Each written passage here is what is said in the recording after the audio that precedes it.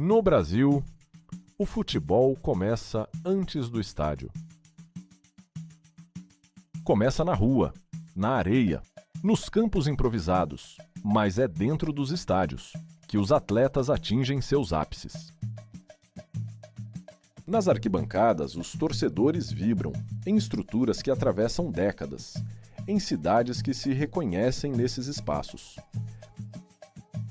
Mais do que concreto, os estádios brasileiros são memória. E cada um deles conta uma história diferente. Em Salvador, na histórica e vibrante capital da Bahia, no bairro de Nazaré, está a Arena Fonte Nova. Inaugurada em 2013, ela substituiu o estádio Octávio Mangabeira, a antiga Fonte Nova, que havia sido inaugurada em 1951 e demolido após um grave acidente estrutural em 2007. A nova arena foi projetada para a Copa do Mundo de 2014 e tem capacidade para cerca de 48 mil pessoas. É utilizada principalmente pelo Sport Clube Bahia e ocasionalmente pelo Vitória. Durante a Copa do Mundo FIFA, recebeu 6 jogos. Entre eles, um dos mais marcantes da história recente das Copas: Holanda 5, Espanha 1. A surpreendente derrota da atual campeã mundial logo na estreia. A partida foi uma reedição da final de 2010 e terminou com uma goleada histórica da Holanda. A nova Fonte Nova mantém um elemento simbólico do estádio antigo: o formato aberto, voltado para o dique do Tororó. Uma relação direta entre arquitetura e paisagem.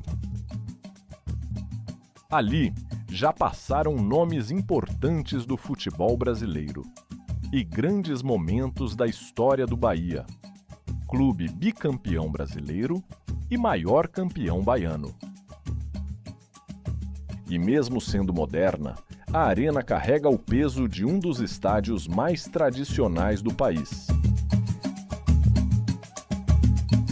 Na região metropolitana do Recife, na cidade de São Lourenço da Mata, está localizada a Arena Pernambuco. Assim como o Estádio Baiano, também foi inaugurada às vésperas da Copa do Mundo. Essas duas arenas representam uma nova geração de estádios no Brasil. Com capacidade para cerca de 46 mil pessoas, foi construída como parte de um projeto urbano maior, pensado para expandir a cidade. Durante a Copa do Mundo de 2014, recebeu 5 partidas. Entre elas, um dos jogos mais inesperados daquele Mundial: Costa Rica 3-1 Uruguai. Resultado que mudou completamente o rumo do grupo. Hoje, a Arena recebe jogos de clubes como Sport, Náutico e Santa Cruz, embora não seja a casa tradicional de nenhum deles. E é exatamente aí que surge o contraste. Ainda em Recife, a intensa capital pernambucana, no bairro da Ilha do Retiro, está o estádio Adelmar da Costa Carvalho, conhecido como Ilha do Retiro. Inaugurado em 1937, ele é um dos estádios mais antigos do Brasil ainda em funcionamento, com capacidade atual para cerca de 27 mil pessoas. É a casa do Sport Clube do Recife e um dos estádios mais tradicionais do Nordeste. Aqui, o tempo é diferente. Enquanto a Arena Pernambuco representa o novo, a Ilha do Retiro representa a história.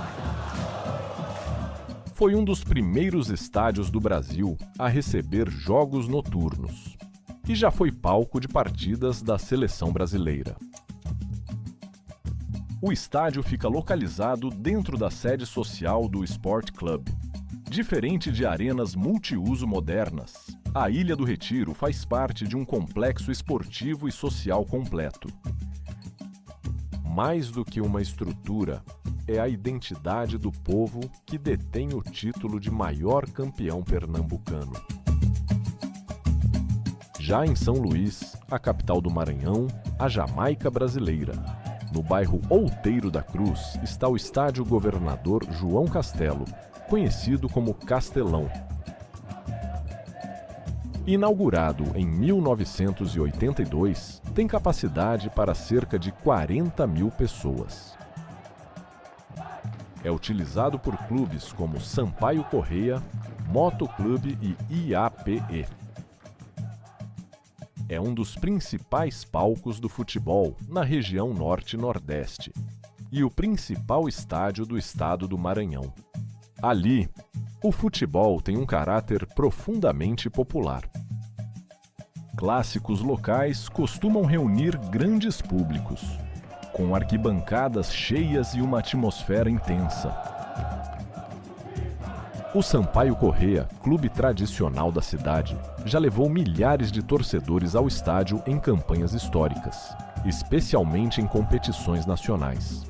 Como no histórico Sampaio Corrêa Um Santos 5, na Copa Conmebol de 1998, com impressionantes 98.720 pagantes.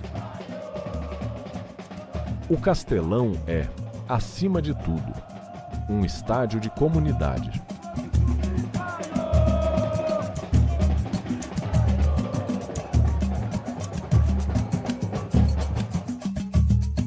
Em São Paulo, a maior cidade do Brasil, no bairro do Morumbi, está o estádio Cícero Pompeu de Toledo, conhecido como Morumbi. Inaugurado em 1960, tem capacidade atual para cerca de 66 mil pessoas. É a casa do São Paulo Futebol Clube, um dos maiores estádios particulares do mundo. Sua construção levou anos e contou com forte participação da torcida, que ajudou a financiar o projeto.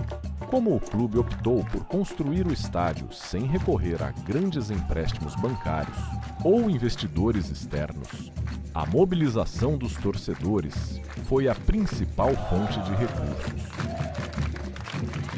O Morumbi recebeu jogos da Copa do Mundo de 1950 e diversas finais importantes ao longo das décadas. Ali jogaram nomes como Pelé, Rogério Ceni, Raí e grandes equipes do futebol mundial. Além do futebol, o estádio também se tornou palco de grandes shows internacionais, reforçando sua importância cultural. A banda britânica Queen fez um show histórico no estádio em 1981, na primeira vez que uma grande banda de rock em seu auge visitou o Brasil. No sul do país, existe outro estádio inaugurado em 1960. Na cidade de Florianópolis, no bairro Estreito, está o estádio Orlando Scarpelli, que tem capacidade para cerca de 19 mil pessoas. É a casa do Figueirense Futebol Clube. O nome vem de fato de uma árvore figueira que existia no local onde os fundadores se reuniam em Florianópolis. O estádio está localizado na parte continental da cidade. Ele se diferencia da paisagem mais turística da ilha, ficando localizado em uma área mais urbana. O estádio leva o nome de um dos principais dirigentes da história do clube, fundamental para sua consolidação. Mesmo menor, é um belo estádio.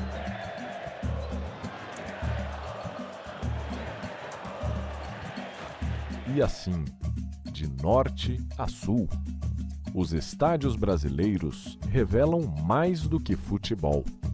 Revelam cidades, culturas e formas diferentes de viver o mesmo jogo.